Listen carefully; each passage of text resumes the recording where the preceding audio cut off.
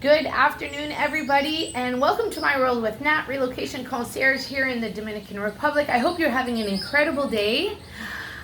I have the lovely Audrey Meyer with me today. Yeah. We've been planning this for about a week now, and I have been following Audrey on IG through a couple events. You just did the butterfly effect with Michelle. You were in a fitness competition a few months ago, which was great to watch your journey there.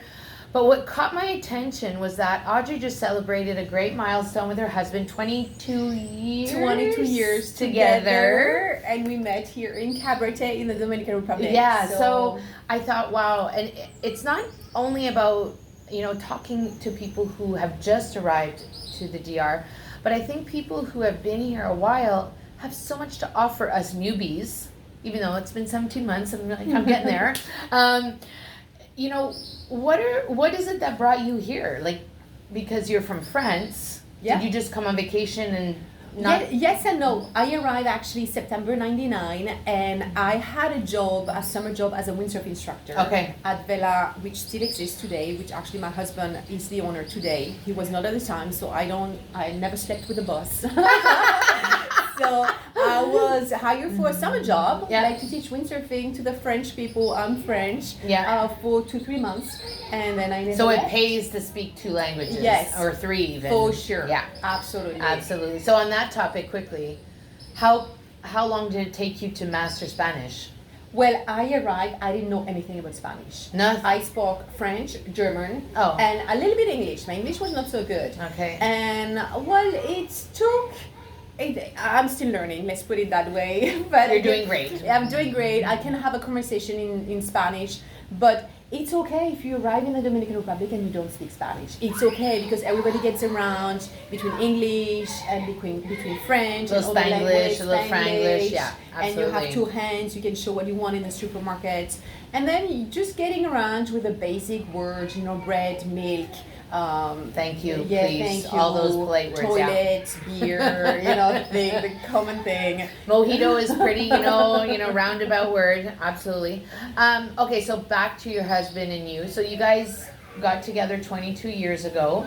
And have you always lived in Cabarete? Lived, worked, breathed here? Yeah. Well, he's German, and he was already living here. Okay. He was a windsurf instructor. And I arrived as a newbie, the Frenchie, and we actually moved together right away, right? Because it was like a fresh relation. I was still young. I was like 22.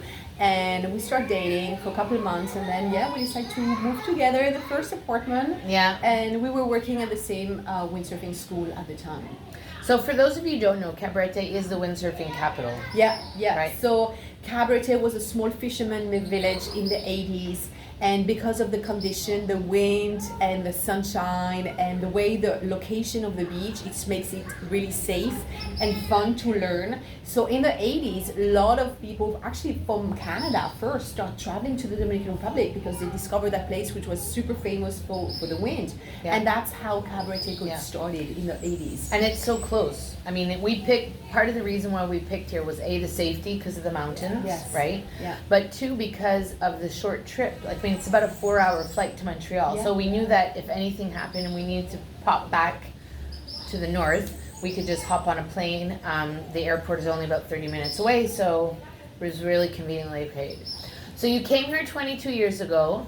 What were the things that, back then or maybe even now that you fell in love with? I actually fell in love with the people because they're so generous. Mm-hmm. I arrived here as a single blonde, like I say, rubia, like a blonde tourist. And believe it or not, my mom was like frightened, like, where are you in the world? And I always felt safe here. I would party like a rock star because I was 20 and young. I would walk home at 5 o'clock in the morning. That's before I met my boyfriend, right? My husband. I would walk home and I would always feel safe. Like Motoconcho, which are the motorbike, the taxi motorbike, they would offer me a drive. Hey girls, I drive you home, it's safer. But I always felt safe.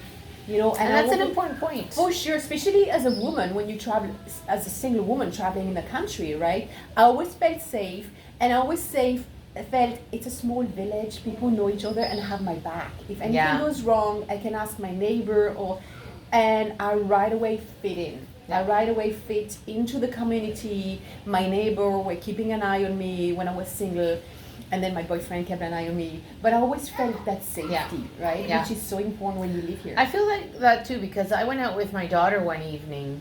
It was like not dark yet. It was still dusk, but I just felt like we're like we're just part of everything now. And I think that, we are located, not central Cabarete, but, close enough to a Dominican area that we can go in and out of, and people are very welcoming, very friendly. What were the things that shocked you the most, though? What shocked me, it was living in nature. I remember like the first night I would wake up, go to the bathroom, and I'd see a cockroach, and that's 20 years ago, right? Yeah. Although you still have cockroaches sometimes. They do, yes. We live outside, right? Yeah. We live close to the nature. There are palm trees, there are flowers, there are trees outside. So, we do have animals. It's like I have 3 dogs at home. Once I saw like a little snail in my garden. It's not dangerous, but it's part of it. So coming from France, like the little city girl who would go to the bathroom and then have a cockroach, I'm like, oh my God. I was like, oh. But now it's part of it. It's part of it. But I mean, for the most, like we have seen a couple here, but they're the bigger ones, and I think they just flew. Like the door might have been open and they flew in. Yeah. They're not the little tiny ones. Those ones are a bit gross, you know. But the big ones, and I just scooted them out. Yeah. And that was fine. Yeah, the cockroaches. Nature is. But you live. Would you? How many? I mean, on 100%, you live outside. How much? 95%. I would say me. I always live outside between surfing, windsurfing, kite surfing, or walking to a shop, or. I'm mostly outside. I'm either in my car or in the grocery shop. Yeah. But most of the time, we live outside. We live outside, absolutely. Yeah. So you've been here 22 years. What have you been kite surfing for 22 years? Yes, actually. Really? Yes. Okay. I thought I was going to get a different answer. I learned, actually, I came here as a windsurf instructor in 99, and then kiting just started. Okay. And I started kiting in 2000. And story short, I became one of the first kite instructor in Cabarete, actually in the Dominican Republic, and I started teaching a lot of people, and then we bought a property and we started a school on Kite Beach. So I was running my own kiteboarding school from 2000 to 2016. And I was also at the same time competing on the kiteboarding World Cup. There used to be every year a kiteboarding World Cup in Cabarete, and they're different stops. So I used to run the school for 16 years and compete in kiteboarding. So yes, I was actually one of the first kiter in Cabarete. So I feel so honored. Is it hard? Because I haven't tried yet. Let's put it this way: if you learn with proper instruction, with an instructor, with a coach, you are a coach, so you know that as a coach we'll give you the proper instruction, we'll keep it safe, explain the process, and also put you on the equipment which is appropriate to learn on, which is really easy.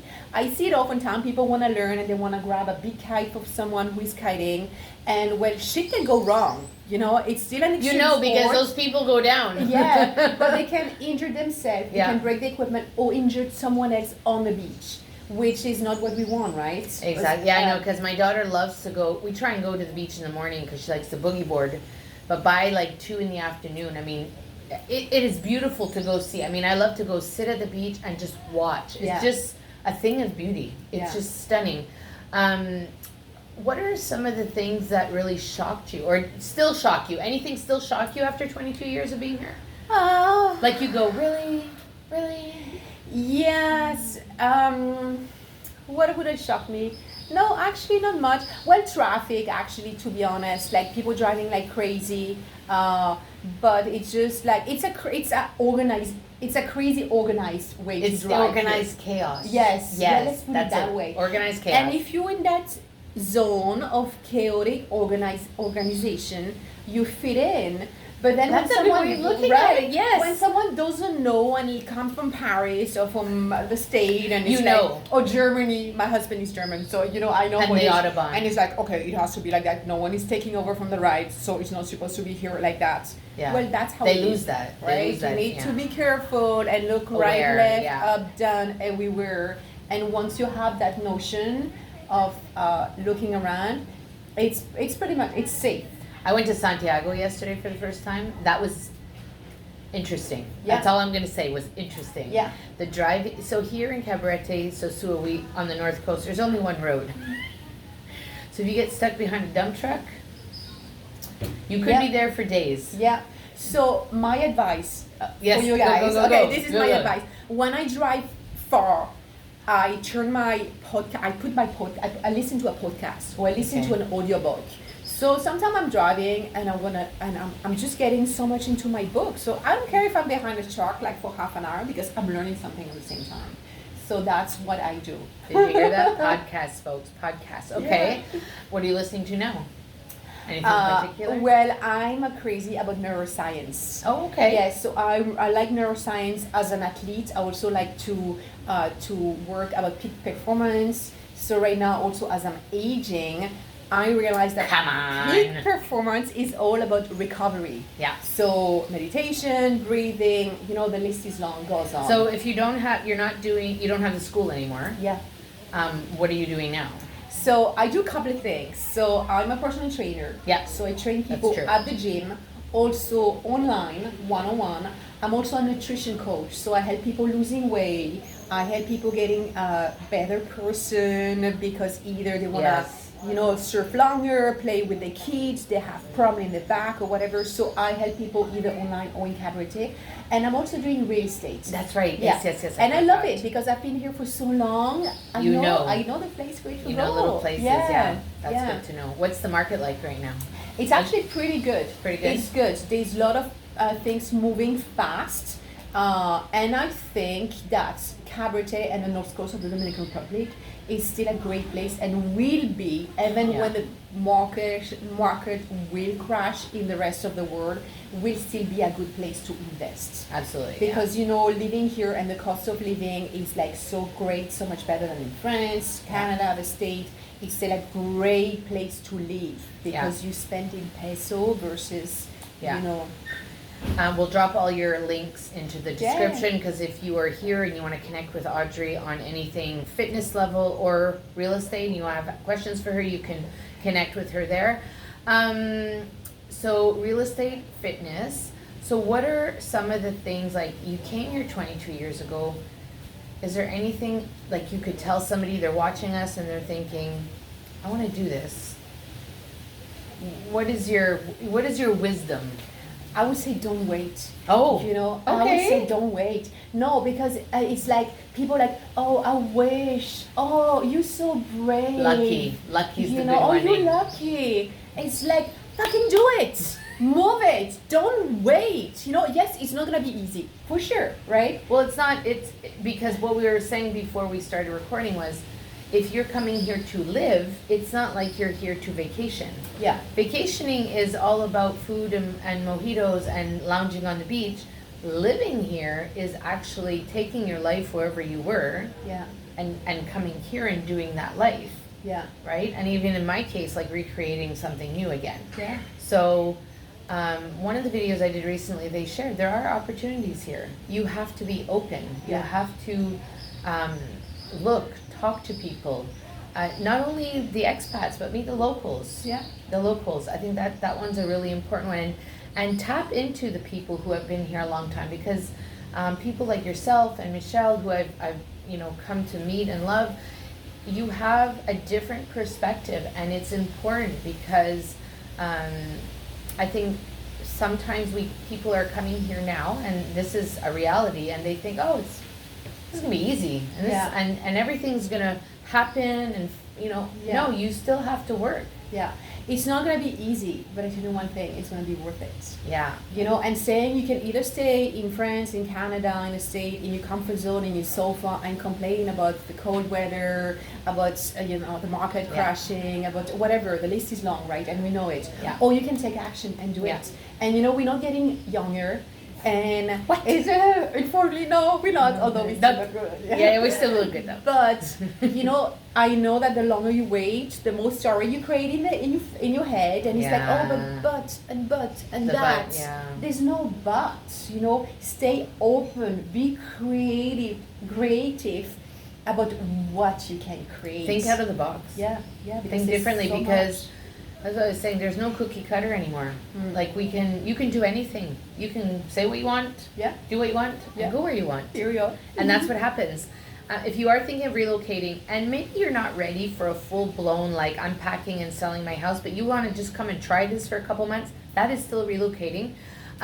Click the link in the description. Let's book a call so we can figure out where you are in the process and how we can get you here somewhat easy, because I do want to save you some time, money, energy, and most of all, a little heartache, because, you know, there is some heartache when you come down. As one of my clients says, she goes, I want to know all the knowns, not the unknowns. I want to know all the knowns, you know. So go ahead and book that. If you want to connect with Audrey, whether it be real estate or fitness, make sure that you go click her links, follow her on her social media pages. Thank you so much for doing this with me. Thank you. I am so grateful. Yeah. Whatever you choose to do today, have an incredible day, and we'll see you soon in the next episode. Bye for now. Thanks, Audrey. Bye.